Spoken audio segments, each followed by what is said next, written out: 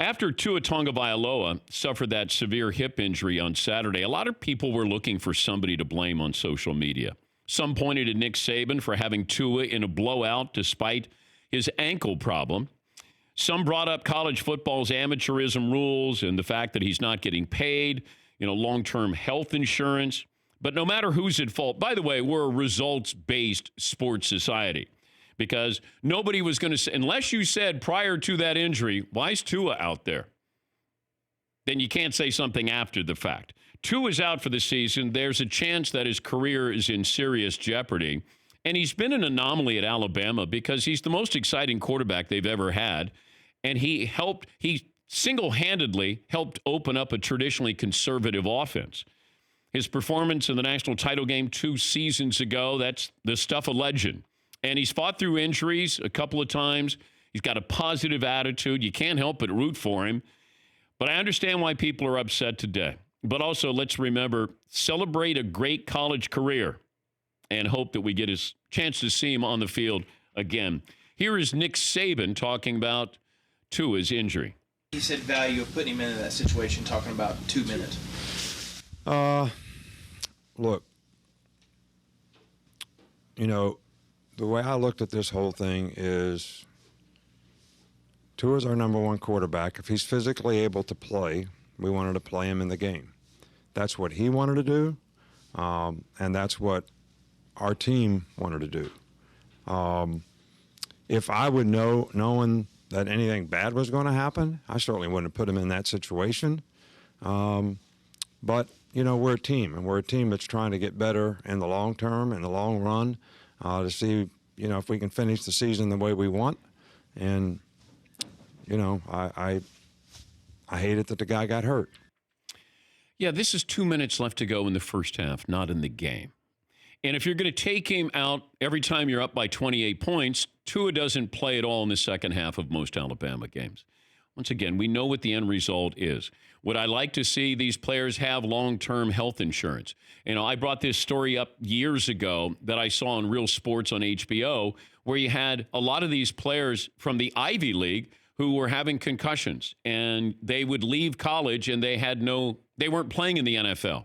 Nobody looked after you once you're done with college. That to me needs to be addressed. And Tua getting injured, and I know people want to look at this and say it's the Bo Jackson injury. It's different. It's similar in the way that it's a hip, but the recovery is what I want to know. I want to know what kind of progress we've made with modern medicine when it comes to the hip. Bo Jackson, if he got that injury today, would he have been able to come back and play? Tua, with this injury, with the recovery time, is he going to be able to play? Is he going to be that kind of player if he's able to come back? I haven't had hip surgery, probably the only part of my body that hasn't been touched by surgeons, but I will say the progress that we've made for hip replacement surgery is pretty incredible. Not the same with shoulders or knees, but hips, we've made a lot of progress with. In a situation like this, was there damage already in there? Did this sort of exacerbate that? I hope he gets a chance to play, and I'm going to assume that will be with the NFL. I don't think that he would be coming back to Alabama. Now, we can also make this argument because people have made this argument. Well, should you be attached to 3 years of school? Should you have to stay 3 years? Well, the XFL might open this up a little bit where you have some players. If I'm a running back and I could play 1 year to establish my credibility and my value, and I could go to the XFL, get paid, and play for 2 more years, so then I'm now junior eligible from the standpoint of the NFL, then I could go to the NFL. So I've already gotten paid, I've played 1 year in college, and I've capitalized on this. I don't know if they're going to have enough money to pay players, but if I'm a running back, I would play 1 year in college. If I didn't want to go to college and I want to be a professional football player, then I would do 1 year, go to the XFL. If you're going to get paid, let's say you get $500,000, $1 million, then I would seriously look at a situation like that if we think the XFL is going to be real and not gimmicky. So there's a few things with that. But, Tua getting injured, and you can't, I said you can't help but like him. He's so proud. I don't know if he's got a life insurance policy?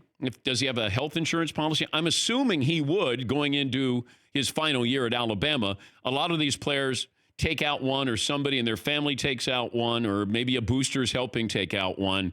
It's not going to be the same because he'd be probably a $100 million quarterback, or who knows by then, 5 years, $150 million.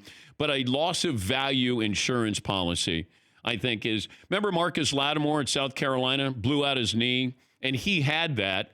Didn't get a chance to play. Willis McGahee, he had that at Miami.